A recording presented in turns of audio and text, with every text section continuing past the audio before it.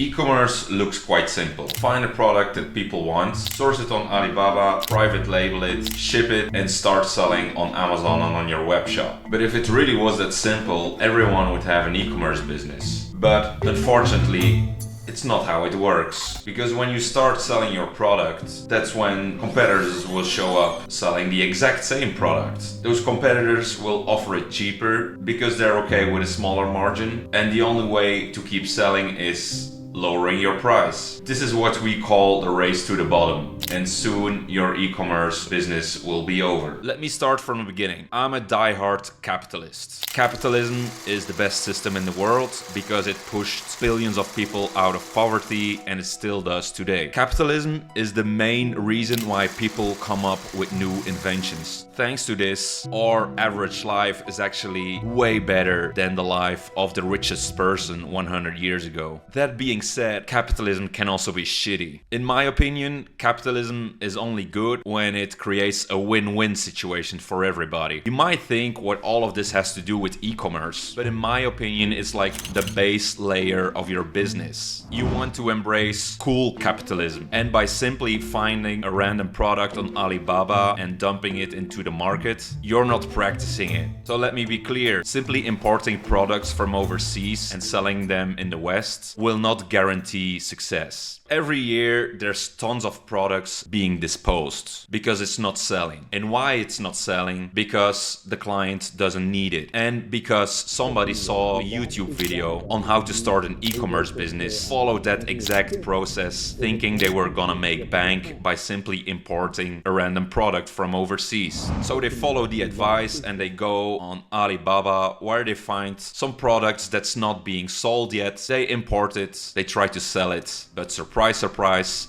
nobody actually cares. And most gurus spend very little attention on which product you should sell. Some would even advise to source existing products and simply putting them on the market at a lower price. This is again shitty capitalism. It's also why I think that many gurus use quite easy systems to set up a business in order to show some impressive numbers, which in most cases are also much manipulated in order to create a clickbaity title. The biggest incentive of these gurus is simply to get more viewers and not necessarily to have people creating good and sustainable e-commerce businesses. So to me, all what they preach is actually shitty capitalism. How should my e-commerce company practice cool capitalism? Well, to start with, we're not gonna copy-paste an existing product. We want to reinvent existing products and improve them for the end users. We want to make small and cheap adjustments that can have a big impact. I once added one small feature to an existing product that costed like only 30 cents, but it made the product in general so much better and so much more comfortable for the end user. At the end of the day, the end user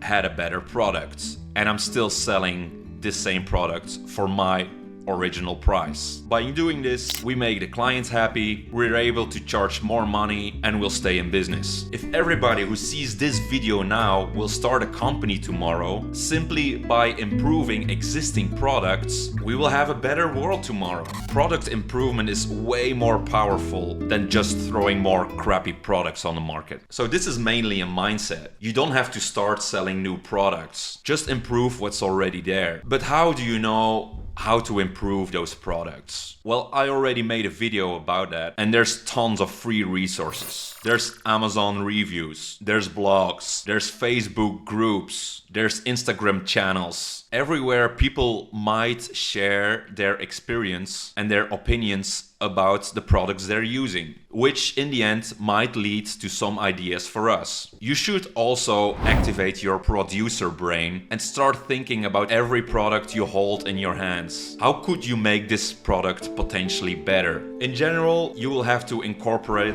the mindset of a product improver and not necessarily a product creator. In a nutshell, if you can create a better product by adding a small feature and you offer this product for the same price, you will sell your product. The right approach for product selection is highly crucial in an e-commerce company. And if you do it right, it will only increase your chances of success.